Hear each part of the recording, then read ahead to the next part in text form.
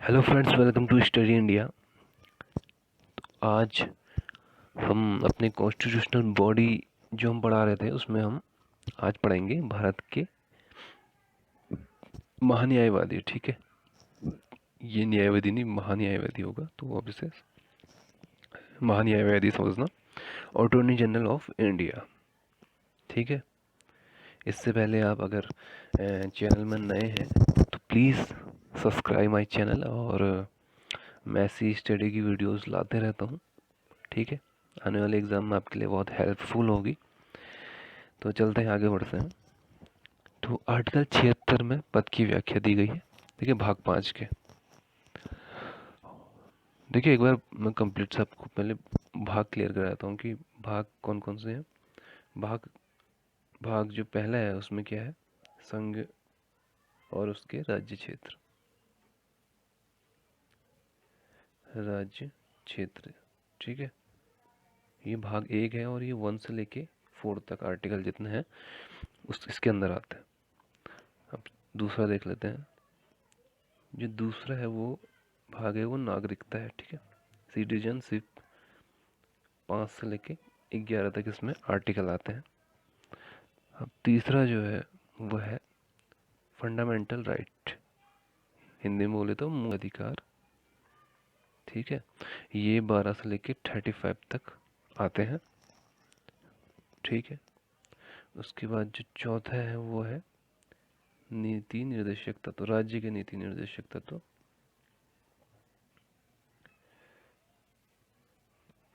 ये 36 से 51 आर्टिकल तक है। उसके बाद जो चौथे का एक को भी 1976 42 अमेंडमेंट एक्ट के तहत जोड़े गए थे, वो है मूल कर्तव्य। इसकी जो आर्टिकल वो 51A में दिया गया, 51 को में। और जो पांचवा है वो संघ है। ठीक है, संघ के बारे में। ठीक है, इसमें सब आ जाएगा। ठीक है, कार्यपालिका आ जाएगी, जो केंद्र में कार्यपालिका कौन क्या क्या है, वहाँ की जो विधायिका के बारे में आ जाएगा इसमें। ठीक है, और सुप्रीम कोर्ट के बारे में इसी में मिलेगा आपको। ठीक है, और अटॉर्नी जनरल भी इसी के अंदर मिल जाएगा आपको। तो ये पूरा जो है सेंट्रल लेवल का वो भाग 5 में है। तो अब चलो स्टार्ट करते हैं अपना। तो आर्टिकल 76 में भारत के महान्यायवादी जो है पद है उसकी व्याख्या है। ठीक है, भाग 5 में देश का सर्वोच्च कानून अधिकारी। ठीक है, ये बहुत इंपॉर्टेंट क्वेश्चन है और हमेशा बनता है कि देश का सर्वोच्च कानून अधिकारी कौन है, या सर्वोच्च विधि अधिकारी कौन है। तो वहाँ आंसर क्या होगा आपका, भारत का महान्यायवादी। और अगर हम राज्य की बात करें तो राज्य का सबसे बड़ा विधि अधिकारी जो है वो है एडवोकेट जनरल, यानी महाधिवक्ता। तो दोनों एक स्टेट के लिए और एक सेंट्रल लेवल के लिए, तो अब ये जरूर याद रखें। अब देख लेते हैं अपॉइंटमेंट कौन करता है, प्रेसिडेंट करता है। ठीक है, महान्यायवादी को प्रेसिडेंट करता है। अब योग्यता देखते हैं।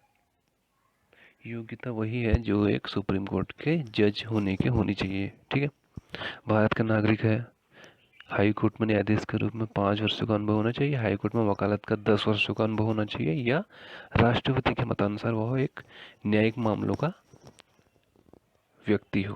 तो इन दोनों में से अगर कोई भी पकड़ उसकी मजबूत होती है तो वो एलिजिबल है महान्यायवादी बनने के। जैसे योग्यता क्या है, जो सुप्रीम कोर्ट के किसी न्यायाधीश की नियुक्ति के लिए आवश्यक है। ठीक है, सेम। अब देखते हैं टेन्योर। ये क्वेश्चन बहुत बार बना है कि महान्यायवादी अटॉर्नी जनरल ऑफ इंडिया का जो टेन्योर कार्यकाल है वो कितना है। ठीक है, बहुत से लोग 5 साल लगा देते हैं। ठीक है, तो आपको ये नहीं कि आपको रटना नहीं है, बिल्कुल निश्चित नहीं। ठीक है, संविधान में उसका दिया ही नहीं गया है। अब वो राष्ट्रपति के प्रसाद पर्यंत कार्य करेगा। अब प्रसाद पर्यंत का मतलब ये होता है कि राष्ट्रपति उसे जब चाहे तब हटा सकता है। ठीक है,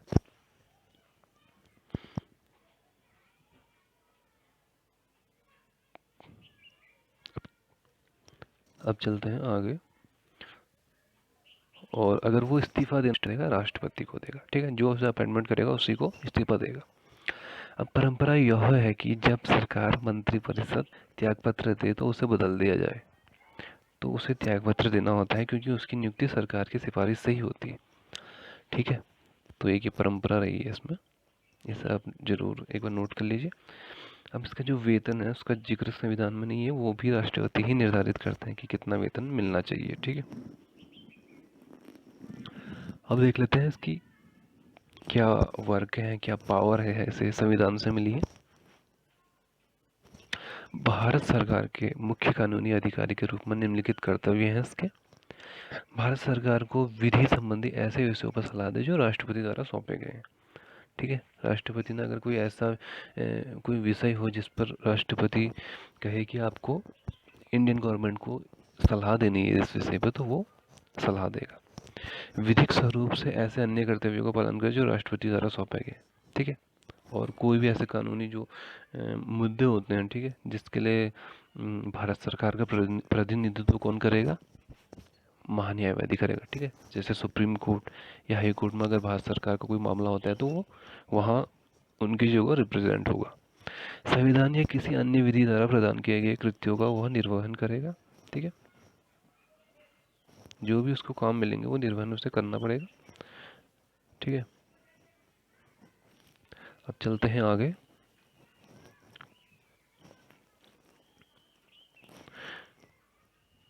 अब राष्ट्रपति जो है महान्यायवादी को निम्नलिखित कार्य सौंपता है। ठीक है, भारत सरकार से संबंधित मामलों में सुप्रीम कोर्ट में भारत सरकार की ओर से पेश होना।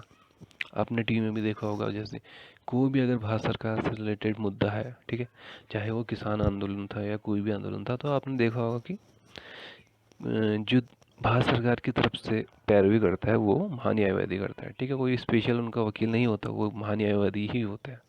ठीक है, आपने नाम सुना होगा अभी के वेणुगोपाल का। ठीक है, पहले इससे पहले मुकुल रोहतगी थे।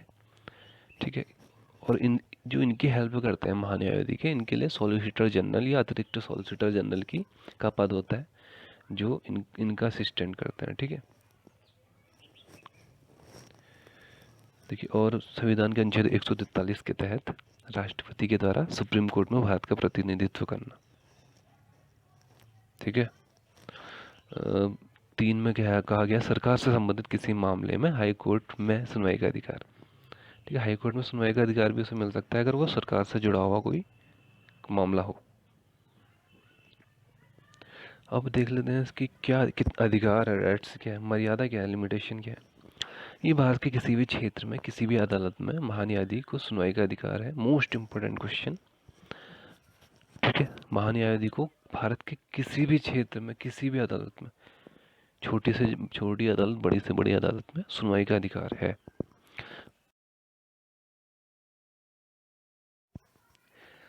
और इसके अलावा देखिए, ठीक है, किसी भी क्षेत्र में किसी भी अदालत में महान्यायाधीश को सुनवाई का अधिकार है।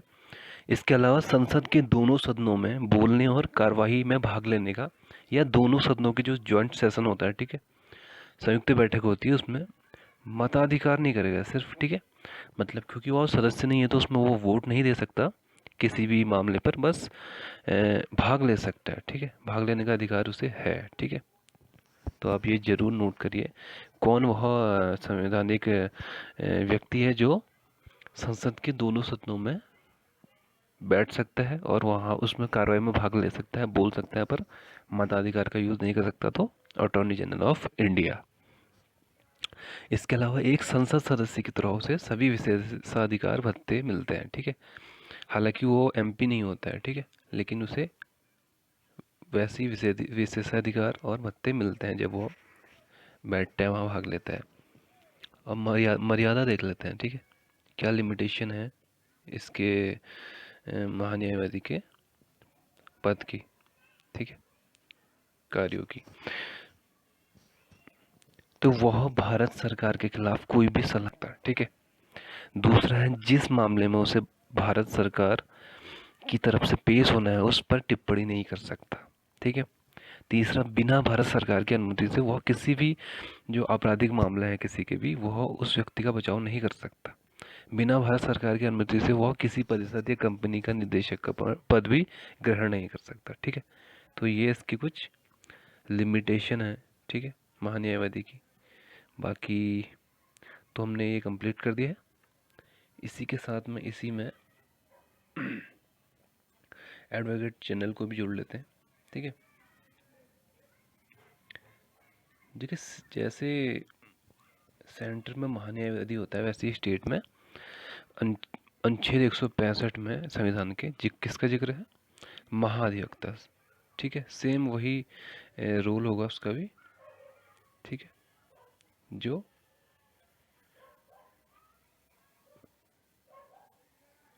उसको महान्यायवादी का सेंटर में होता है, ठीक है। ये आप जरूर, ठीक है। अनुच्छेद 165 में राज्य के महाधिवक्ता का व्यवस्था की गई है। राज्य का सर्वोच्च कानून अधिकारी होता है, ठीक है। सेंट्रल लेवल पर महान्यायवादी और राज्य लेवल पर सर्वोच्च कानून अधिकारी महाधिवक्ता होता है, ठीक है। वह भारत के महान्यायवादी का अनुपूरक होता है, ठीक है। अब इसकी नियुक्ति और कार्यकाल जल्दी से हम देख लेते हैं। सेम वही है, बस उसमें जहाँ राष्ट्रपति है वहाँ राज्यपाल आ जाएगा, बाकी सब सेम है। देखिए नियुक्ति राज्यपाल करते हैं, ठीक है। उस व्यक्ति के उच्च न्यायालय न्यायाधीश बनने की योग्यता होनी चाहिए, ठीक है। मतलब दूसरे शब्दों में कहे तो भारत का नागरिक होना चाहिए, उसे 10 वर्ष से तक न्यायिक अधिकारी या उच्च न्यायालय में 10 वर्षों तक वकालत करने का अनुभव होना चाहिए, ठीक है। कार्यकाल कोई निश्चित नहीं है। इसके अतिरिक्त उसे अगर हटाने की व्यवस्था का भी वर्णन नहीं किया है, राज्यपाल के प्रसाद पर्यंत बना रहता है, ठीक है। मतलब राज्यपाल कभी भी उसे हटा सकता है और वह त्याग पत्र देकर राज्यपाल को भी हट सकता है, ठीक है। बाकी सेम वही है जो ऊपर हमने महान्यायवादी के लिए बताया था कि वेतन भत्ते भी इसमें निश्चित नहीं है, वो राज्यपाल निर्धारण करेगा उसका, ठीक है। अभी कार्य शक्ति सेम वही चीज़ है, ठीक है। राज्य सरकार के को विधि संबंधी ऐसे विषय में सलाह दे जो राष्ट्रपति द्वारा सौंपे गए हैं, ठीक है। विधिक स्वरूप में ऐसे अन्य कर्तव्यों का पालन करे जो राज्यपाल द्वारा सौंपे गए हैं। तीसरा, संविधान के किसी अन्य विधि द्वारा प्रदान किए गए कर्तव्यों का वो निर्वहन करेगा, ठीक है। सेम वही चीज़ है जो महान्यायवादी के लिए थे, ये स्टेट लेवल पर करता है वो काम, ठीक है। देखिए अपने कार्य संबंधी कर्तव्यों के तहत उसे राज्य के किसी न्यायालय में भी समक्ष होने का अधिकार है, वो राज्य के किसी भी न्यायालय में समक्ष हो सकता है, ठीक है। इसके अतिरिक्त उसे विधानमंडल के दोनों सदनों या संबंधित समिति उस सभा में जहाँ के लिए वो अधिकृत है बिना मताधिकार के वो बोलने और भाग लेने का अधिकार है, same as attorney general of India. उससे वे सभी अधिकार और भत्ते मिलते हैं जो विधानमंडल के किसी भी सदस्य को मिलते हैं, ठीक है। देखिए अगर आपने महान्यायवादी अगर ढंग से पढ़ लिया तो आपको महाधिवक्ता क्या है और उसके जो कार्य क्या है, क्या उसकी लिमिटेशन है, प्रॉब्लम नहीं होगी। एक बार देख लेते हैं हम राज्य के महाधिवक्ता के संबंधित में अनुच्छेद क्या है। 165 में है राज्य का महाधिवक्ता। 177 में क्या है, राज्य विधायकों के सदनों और इसकी समितियों से जुड़े महाधिवक्ता के अधिकार। आर्टिकल 194 में महाधिवक्ता की शक्तियार विशेषाधिकार एवं प्रतिरक्षा, ठीक है। और इसके अलावा अब हम एक नज़र के देखते हैं जो संवैधानिक निकाय जितने भी मैंने अभी पढ़ा है आपको उनके बारे में देख लेते हैं। अटॉर्नी जनरल 76 आर्टिकल 148 में किया गया है वो, ठीक है। अगली वीडियो उसी पर बनाऊंगा। कंट्रोलर एंड ऑडिटर जनरल, ठीक है। भारत के नियंत्रक और महालेखा परीक्षक बहुत इंपॉर्टेंट है। 165 में राज्य के महाधिवक्ता का वर्णन है। 243 आई में राज्य वित्त आयोग, 243 के में राज्य निर्वाचन आयोग, ठीक है। 243 जेड डी में जिला योजना समिति, 243 जेड ई में महानगरीय योजना समिति, 263 में अंतर्राज्यीय परिषद, 280 में वित्त आयोग, ठीक है। 307 में अंतर्राज्यीय व्यापार वाणिज्य आयोग, 315 में यूपीएससी और स्टेट लेवल जो राज्य लोक सेवा आयोग है, 324 में इलेक्शन कमीशन, 338 में अनुसूचित जातियों के लिए राष्ट्रीय आयोग, 338 ए में अनुसूचित जनजातियों के लिए राष्ट्रीय आयोग, ठीक है। 339 में अनुसूचित क्षेत्र और अनुसूचित जनजाति आयोग, 340 में पिछड़ा वर्ग आयोग, 344 में राजभाषा आयोग और संसद की राजभाषा समिति, 350 का बी जो है भाषाई अल्पसंख्यकों के लिए विशेष अधिकारी। तो ये था, हमने सब क्लियर कर दिया। तो ये टॉपिक हम यहीं पर समाप्त करते हैं। अब नेक्स्ट जो हमारा टॉपिक है वह बहुत इंपॉर्टेंट है, ठीक है।